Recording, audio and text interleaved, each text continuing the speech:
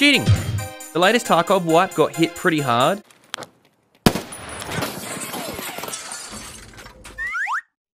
Whatever. The Cycle Frontier didn't even last 2 weeks before being completely overrun by cheaters. Just getting killed by hackers.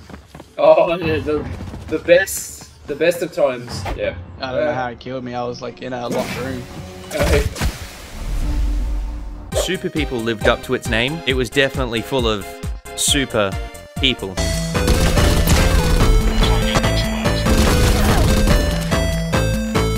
And I guess every other multiplayer has a sizable cheating community. With Dark and Darker releasing this year, a game I love so much that I f*** it, I thought it was pertinent to discuss this industry-wide plague and address the matter before it hits Dark and Darker on release. Cheating has always been a thing since man discovered fire and developed tools. The first recorded cheat in history was Eupolis of Pestily, a boxer in the ancient Olympics who bribed other players to throw their fights in 388 BC. Well, that's probably going too far back, but what I'm getting at is there's always been cheaters. However, it's the level of how many cheaters that there are that are starting to raise alarms. I'm going to deep dive into this septic tank of a discussion and hopefully contribute something of substance to the universe on the plague that is cheaters. Because unfortunately, I feel like cheating has sort of ruined multiplayer gaming in recent times. Now, before I go deeper, I'd like to show you a compilation of Season 1 launch of the Cycle Frontier to prove to you that I'm well versed in this topic. Hello? You. What'd you say to me? Oh my god. Different dude. Cheating. I knew it. I know. Like, I've got the sixth sense, dude. I know it. I know it when I'm being cheated in this game. I just knew it. Yeah, it's cheats. Cheating. No, sir. I didn't like it. Never mind. Hey, dude. Alright, red phone time. We could be getting camped by like a cheater. Oh! There's the cheaters. There's the cheaters. I can't believe it. It might be a cheat. Yeah, it's a cheater. Oh, cheater! Cheater!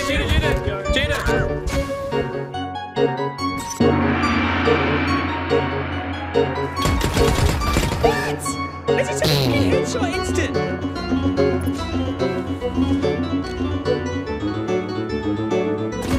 Nah, it's a cheater. That's the one.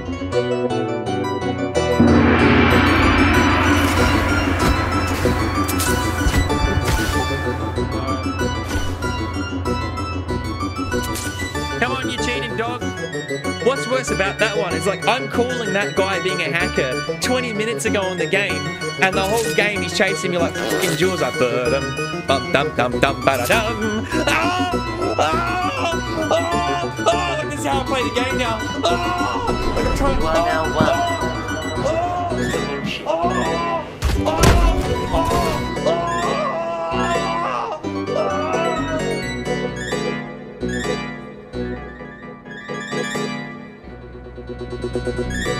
Now, when I was younger, in my Counter-Strike 1.6 and Source days, you know, when the blue skies were more clear from less pollution, and Lord of the Rings was the latest craze in cinema, and George W. Bush was the leader of the free world. I know the human being and fish can coexist peacefully. Oh, they were more simpler times. But we did have cheaters back then. However, we the gamers had one card up our sleeve: community-run servers. Now, these community-run servers had local staff with admin controls. Now, I understand that player communities having the server binaries can and had led to cases of admin abuse and private hack servers to boost stats in games like Battlefield 2, but everything has its pros and cons. In my eyes, server browsers and community admins was akin to having local police to deal with troublemakers and cheaters. Usually they were passionate players of a game who, after work, would play on their local server, and if a hacker rocked up, they would ban them on the spot. After consoles becoming a large slice of the gaming market, matchmaking was introduced. No more hanging out on your favorite server where there were regular admins playing, keeping the server safe. Now, you're playing in the Wild West.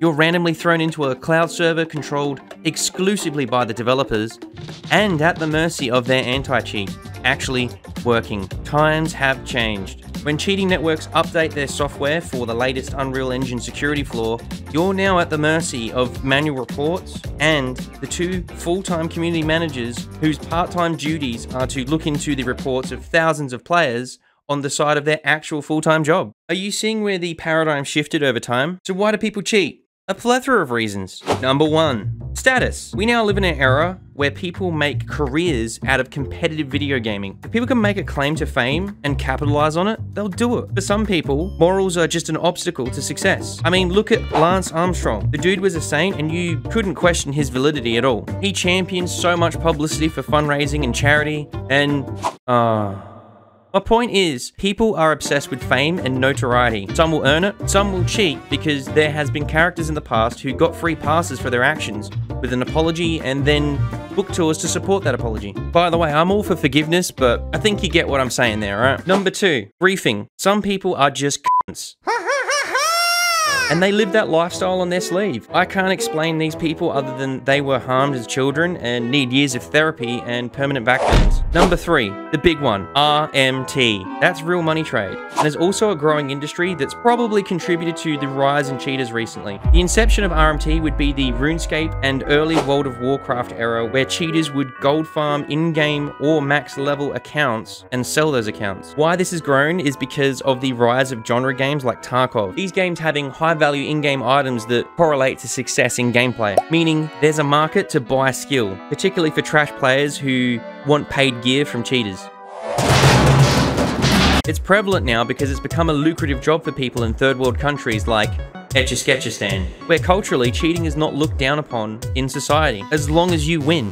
Unfortunately, there will be some out there who will label such comments as bigotry and racism, but I must emphasize, I don't hate anyone, nor do I hate Etch-a-Sketchistanians. However, stats and data are a thing, and they suggest that a lot of cheating in RMT originate from, you guessed it, Etch-a-Sketchistan. Even BattleEye took some heat for revealing the data that suggests that. All BS aside, please do not be hateful towards anyone. The focus of this commentary is that there is a region with a concentration of cheaters that also VPN to other regions to avoid each other when cheating. Basically competition. So unfortunately, even though it's never really publicly discussed, with a lot of game devs, there is an internal discussion about trying to region lock Etch-a-Sketchistan. How they deal with this issue industry-wide, I don't know. It's unknown, because talking about it publicly is like asking yourself to get lynched on Twitter.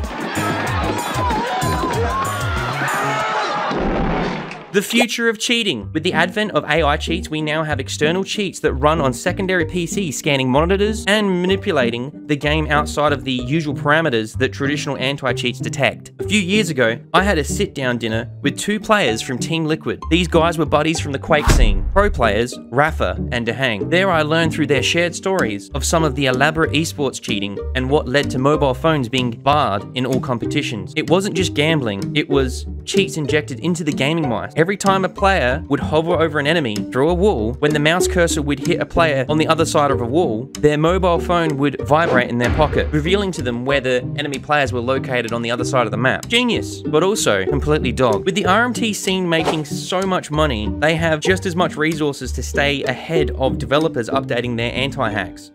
It was a much slower cheating scene in the past, and you got more actual lone hackers and communities. Now, it's them and thousands of customers that purchase their cheats. Cheating will only get worse if the industry remains silent and stagnant on the matter. What can we do? Well, write to a congressman and... Well, I'm just sort of BSing you there. This matter is of no interest to Parliament House in any way or shape or form, or the big companies in the game industry, like EA. They're still making a killing, so they'll never push for legislation that'll make cheating a criminal activity or anything like that. Plus, even if it was, another problem remains. You can't extradite or litigate cheaters from, you guessed it, Etch-a-Sketchistan. Valorant chose the path of invasive anti-cheat that accesses the kernel of your PC that many people don't like, and if the industry adopted that strategy and every other single company had complete access to the core of your PC, we start going into like shady territory. All it takes is for one dodgy company to do something a little bit nefarious with your data or access to your computer. So ideally, we don't want to go down that road. But what else can we do? It's one of the strongest anti-cheats, and even then, it's still not as effective. I don't have all the answers, but I do have an idea, as it seems like the industry is falling behind on this issue. Sometimes you have to go back to the past to innovate in the future. Potentially, The multiplayer scene can have delegated local admins in their respective regions. Their duty being, if they come across a cheater in their matches, they could ban them on the spot. Now hear me out, I understand that there will be cases of abuse of power or false positive, but these moderators, akin to like Discord mods, can only temporarily ban people for 24 hours and then forward the ban details to the devs. That way, if it's a false positive and the devs are slow to respond, or the anti-cheat tech is slow to detect, there is at least some time for a fair resolution. Understandably, it's tricky territory, as this is a paid product customers paid for and can fall into litigation territory for false bans. That's something developers just don't want to go anywhere near or touch. But they also don't want their games to die by being overrun by cheaters like Cycle Frontier. So we have to get creative. And that's why I suggest that this is a temporary ban and these people don't have the ability to permanently ban anyone, because they would be only trusted members of the game's community or some other metric, I don't know. Ultimately, it's a prophylactic measure where the developers have the final decision and it helps them police their own game. Unfortunately, I believe we need police again on the streets, like we had years ago in the server browser days. Developers don't have the resources to combat this, and the ones that do, don't. Like EA, they do the bare minimum to keep it from being completely out of control and keep customers buying skins. I meant players. There's pros and cons to everything, but inaction and staying the current course is driving the multiplayer scene off of a cliff, and I don't think it's going to have time to jump out and do a barrel roll. Now I needed to get this off my chest because I once was a passionate multiplayer FPS gamer. Now I'm just a grizzly old man bitching and moaning on the internet. If you have suggestions better than what I have just then, please lay it on me, because I feel like this industry is getting desperate, and unfortunately, it's time for change.